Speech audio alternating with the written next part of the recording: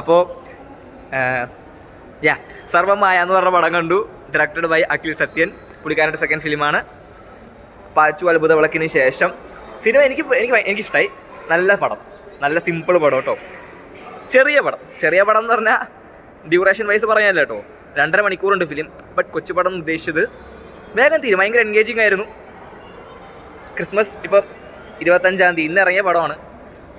ശരിക്കും ഇന്നത്തെ ദിവസം ഞാൻ അവതാർ കാണാൻ വേണ്ടിയാണ് കോയമ്പത്തൂർ വന്നത്, ബ്രോഡ്വേ ഐമാക്സിൽ. ഇത് പെട്ടെന്ന് ഇട്ടൊരു പ്ലാനാണ്. അപ്പം അങ്ങനെ തിയേറ്ററിൽ പോയി കണ്ടതാണ് ഈ പടം. അപ്പോൾ കുറേ മൂവീസ് ഇന്ന് ഇറങ്ങിയിട്ടുണ്ട്. കന്നഡയിൽ നിന്നൊരു പടം ഇറങ്ങിയിട്ടുണ്ട്, പിന്നെ മോഹൻലാലിൻ്റെ ഒരു പടം ഇറങ്ങിയിട്ടുണ്ടല്ലോ, പിന്നെ ഇംഗ്ലീഷിൽ നിന്നൊരു പടം ഇറങ്ങിയിട്ടുണ്ട്, ആനാക്കൊണ്ട. പക്ഷേ സർവ്വമായം കാണുന്നൊരു പ്ലാൻ ഉണ്ടായിരുന്നു, സഡൻ ഇട്ട പ്ലാൻ. കാണണമെന്നുണ്ട്, പക്ഷേ ഇന്ന് തന്നെ കാണണമെന്നൊന്നും അറിയില്ലായിരുന്നു. അപ്പം അങ്ങനെ പോയി കണ്ടു. ഒരു കൊച്ചു പടം, ചെറിയ സിനിമ, ഭയങ്കര എൻഗേജിങ് ആയിരുന്നു. ചെറിയ സിനിമ എന്ന് ഉദ്ദേശിച്ചത് ഭയങ്കര എൻഗേജിങ് ആ ഒരു ഫാക്ടർ വൈസ് ആയിട്ടോ പറയുന്നത്, അല്ലാണ്ട് 2.5 മണിക്കൂറുണ്ട് പടം. പക്ഷെ അത് പോകുന്ന അറിയില്ല. അതിൽ കുറച്ച് സംഭവങ്ങളുണ്ട് എനിക്ക് ഇഷ്ടപ്പെട്ടത്. ഇതിൽ നിവിൻ പോളി ഒരു സെക്കൻഡ് ഹാഫിൽ ഒരു ചെറിയ ഫൈറ്റ് സീനുണ്ട്. നിവിൻ പോളി ആ ഫൈറ്റിൽ നമുക്ക് ആ ഷർട്ടും ആ ഒരു മുണ്ടിലൊക്കെ കാണാൻ പറയുന്ന രസമാണ്. അതായത് ഈ പ്രേമത്തിൽ കാണിക്കുന്ന പോലത്തെ ഫൈറ്റ് അല്ല കേട്ടോ, ആ ഒരു ടൈപ്പ് അല്ല. ബട്ട് സ്റ്റിൽ പുള്ളിക്കാരനെ ഒരു ഷർട്ടിലും മുണ്ടിലും കാണുമ്പോൾ ഒരു വൈബ് ഉണ്ടല്ലോ, ഒരു എന്താ പറയുക, ഐശ്വര്യം. അതുപോലെ തന്നെ ഇതിലും സെക്കൻഡ് ഹാഫിൽ ഒരു ചെറിയൊരു ഫൈറ്റ്. പക്ഷെ ആ സമയം വരുന്ന ബാക്ക്ഗ്രൗണ്ട് സ്കോറും, കാരണം ഒരു അമ്പലം ലൊക്കേഷൻ, ഒരു അമ്പലം ഉത്സവം, അപ്പം അതിൻ്റെ ബാക്കിൽ നടക്കുന്ന ഒരു ചെറിയൊരു ഫൈറ്റായിട്ടാണ് കാണിക്കുന്നത്. പക്ഷെ രസമാണ് ആ സമയം വരുന്ന മ്യൂസിക്കും കാര്യങ്ങളായിട്ട് പോകുമ്പോൾ എനിക്ക് പ്രത്യേകിച്ച് ഇഷ്ടം തോന്നിയൊരു സീനതാണ്. പിന്നെ സ്പെഷ്യൽ അപ്പിയറൻസ് ആയിട്ട് കുറച്ച് ആൾക്കാരൊക്കെ വരുന്നുണ്ട്. ട്രെയിലറൊന്നും ഞാൻ കണ്ടിരുന്നില്ല, ട്രെയിലർ ഇറക്കിയോ ഇല്ലയോ എന്ന് എനിക്കറിയില്ല. ഞാൻ നേരെ പോയി പടം കണ്ടതാണ്. അപ്പോൾ എനിക്ക് വർക്കായൊരു സിനിമയായിരുന്നു. എൻ്റെ സജഷൻ എന്ന് പറയുമ്പോൾ ഫാമിലി ആയിട്ട് കാണുന്നതാണ് കുറച്ചും കൂടി നല്ലത്. ഇപ്പോൾ ആർക്കായാലും വന്ന് കാണാം, ഒറ്റയ്ക്ക് കാണാം, ഫ്രണ്ട്സായിട്ട് വരുന്നേ കാണാം. ഇപ്പോൾ നിവിൻ പോളി ഫാൻസൊക്കെ ഉണ്ടെങ്കിൽ അങ്ങനെ വന്ന് കാണാം. ബട്ട് സ്റ്റിൽ എൻ്റെ സജഷൻ എന്ന് പറഞ്ഞു കഴിഞ്ഞാൽ ഫാമിലി ഓഡിയൻസ് അല്ലെങ്കിൽ ഫാമിലി ആയിട്ട് വന്ന് കാണുമ്പോഴാണ് കുറച്ചും കൂടി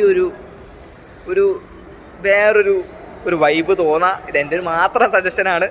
ഞാൻ ഫ്രണ്ട്സായിട്ടാണ് കണ്ടത്, പക്ഷേ കണ്ടപ്പോൾ തോന്നി ഫാമിലി ആയിട്ട് വന്നതിനെ കുറച്ചും കൂടി രസമായിരിക്കും പടം. ആൻഡ് പിന്നെന്താ, ഒരു മിനിറ്റ്, നിവിൻ പോളി അജു വർഗീസും അതൊരു നല്ലൊരു കോമ്പിനേഷനാണ്. പണ്ട് തൊട്ടേ വടക്കൻ സെൽഫി കാണുന്നതും, അല്ലെങ്കിൽ നമ്മുടെ തട്ടത്തിൽ മറയത്തിലുണ്ട്, ഇനിയും തൊട്ടുണ്ടല്ലോ ലവ് ആക്ഷൻ ഡ്രാമ. ഇവരുടെ കെമിസ്ട്രി നൈസാണ് കണ്ടിരിക്കാൻ. അജു വർഗീസിനെ നിവിൻ പോളി ഒരുമിച്ച്, രണ്ടുപേർക്ക് സെപ്പറേറ്റ് സീൻ അല്ലാണ്ട് ഒരുമിച്ച് അവരെ സ്ക്രീനിൽ കാണുമ്പോൾ ഒരു വൈബാണ്. ആൻഡ് ഒരു കൊച്ചു പടം സ്റ്റിൽ പറയാം. ഇപ്പോൾ ഡ്യൂറേഷൻ വൈസ് അല്ല കേട്ടോ ഞാൻ പറയുന്നത്. ഇപ്പോൾ ഡ്യൂറേഷൻ വൈസ് പറയുമ്പോൾ 2 മണിക്കൂറിന് താഴെ കുറേ പടങ്ങൾ ഇപ്പോൾ മലയാളത്തിൽ തന്നെ ഇറങ്ങുന്നുണ്ട്. 2 മണിക്കൂറിൽ തന്നെ തീരുന്ന പടങ്ങൾ പറയുന്നുണ്ട്. ഡ്യൂറേഷൻ വൈസ് കൊച്ചു പടങ്ങൾ അതാണ്. ബട്ട് അതല്ല ഉദ്ദേശിച്ചത്. 2.5 മണിക്കൂറുണ്ട് പടം, 2.5 മണിക്കൂറോളം ഉണ്ട്. പക്ഷെ നമ്മൾ പിടിച്ചിരുത്തുന്നു. നല്ല പടം കണ്ടു കഴിയുമ്പോൾ മനസ്സൊരു സാറ്റിസ്ഫൈഡ് ആയ ഒരു രീതിയിൽ എനിക്കുണ്ടായിരുന്നു. പിന്നെ ഓരോരുത്തർക്കും ഓരോ പെർസ്പെക്റ്റീവാണ്. എനിക്ക് 6 എന്ന് തോന്നുന്നത് നിങ്ങൾക്ക് 9 ആയിരിക്കാം. എനിക്ക് സിനിമ ഇഷ്ടപ്പെട്ടു. നല്ലൊരു ഡീസൻറ്റ് മൂവി. നിവിൻ പോളിനെ ഷർട്ടിലും മുണ്ടിലും കാണാൻ ഒരു ഫൈറ്റ് സീനൊക്കെ വന്നപ്പോൾ ഭയങ്കര സാറ്റിസ്ഫൈഡ് ആണ്. ആൻഡ് ഓൾസോ ഞാൻ കണ്ടത് ഇവിടെ KG സിനിമാസ് എന്ന് പറഞ്ഞൊരു തിയേറ്റർ ഉണ്ട് കോയമ്പത്തൂർ തന്നെ. റെയിൽവേ സ്റ്റേഷൻ ഇറങ്ങി കുറച്ച് നടന്നു. അപ്പോൾ ഇത് പണ്ടെന്താ പൊട്ട തിയേറ്റർ എന്നാണ് കേട്ടത്. ഇപ്പോൾ റീസെൻ്റ്ലി അവർ ഇനാഗുറേറ്റ് ചെയ്തു. അപ്പോൾ 7 സ്ക്രീൻ എന്തുകൊണ്ട് ഇവിടെ 7 സ്ക്രീനും ഡോൾബി അറ്റ്മോസ് ആണ്. ഞാൻ നാട്ടിൽ പോലും ഇങ്ങനെ ഇല്ല. നാട്ടിൽ കൊച്ചിയിൽ ഇപ്പോൾ ലുലു ഉണ്ടല്ലോ, എടപ്പള്ളി ലുലുവിൽ ഇത്ര എല്ലാ സ്ക്രീനും ഡോൾബി അറ്റ്മോസ് അല്ല. ഇത് 7 സ്ക്രീനും ഡോൾബി അറ്റ്മോസാണ് വെച്ചേക്കുന്നത്. പ്രൊജക്ഷൻ എനിക്ക് അറിഞ്ഞുകൂടാ, ഞാൻ ചോദിച്ചില്ല എങ്ങനെയാണ്. 4K ലേസറാണെന്നാണ് എൻ്റെ ഫ്രണ്ട് പറഞ്ഞത്, അതെനിക്ക് അറിയില്ല. ബട്ട് സ്റ്റിൽ നല്ല പ്രൊജക്ടറായിരുന്നു, നല്ല സ്ക്രീനായിരുന്നു. ഞാൻ സ്ക്രീൻ 6-ലാട്ടോ ഫിലിം കണ്ടത്. വളരെ നല്ല സ്ക്രീനാണ്, എനിക്ക് ഇഷ്ടമായി സ്ക്രീൻ. നല്ല രസമുണ്ട്. സീറ്റിംഗ് അറേഞ്ച്മെൻറ്റ്സ് ആയാലും ഇപ്പോൾ ഓരോ റോ ഉണ്ടല്ലോ, സീറ്റ് നമ്മൾ ഇരിക്കുമ്പോൾ ഓരോ റോ തമ്മിൽ ഒരു ലെഗ് സ്പേസ് ഉണ്ടാവുമല്ലോ, ഗ്യാപ്പ് ഉണ്ടാവുമല്ലോ. അതൊക്കെ നല്ല ലെഗ് സ്പേസ് ഉണ്ട് ഇരിക്കാൻ.